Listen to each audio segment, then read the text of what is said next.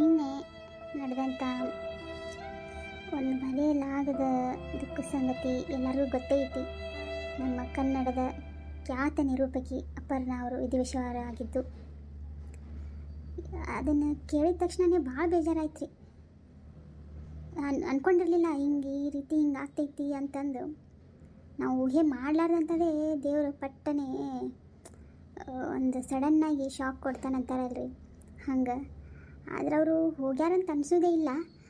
ಅಷ್ಟು ಕನ್ನಡದ ಮೇಲೆ ಅವ್ರ ಪ್ರೀತಿ, ಅಷ್ಟು ಸ್ಪಷ್ಟವಾಗಿ ಮಾತಾಡ್ತಿದ್ರು, ಅಷ್ಟು ಆ ಪದ ಬಳಕೆ ಮಾಡೋದ್ರಾಗೆ ಅಷ್ಟು ಒಂದು ಗೌರವ, ಒಂದು ತುಂಬಿ ತುಳ್ಕಾಡ್ತಿತ್ತು ಅವ್ರಿಗೆ. ಅವರು ಕನ್ನಡ ಮಾತಾಡೋದು ಕೇಳೋದೇ ಒಂದು ಅದ್ಭುತ ರೀ. ಅವ್ರಂಗೆ ಬೇರೆ ಯಾರಿಗೂ ಬರೋದಿಲ್ಲ. ಅಷ್ಟು ಸ್ಪಷ್ಟವಾಗಿ, ಅಷ್ಟು ಒಂಥರ ಗೌರವ, ಅದರೊಳಗೆ ಗೌರವ, ಪ್ರೀತಿ, ಒಂದು ಮಹತ್ವ, ಕನ್ನಡ ಮ್ಯಾಗಿಂದು ಭಕ್ತಿ, ಅಷ್ಟು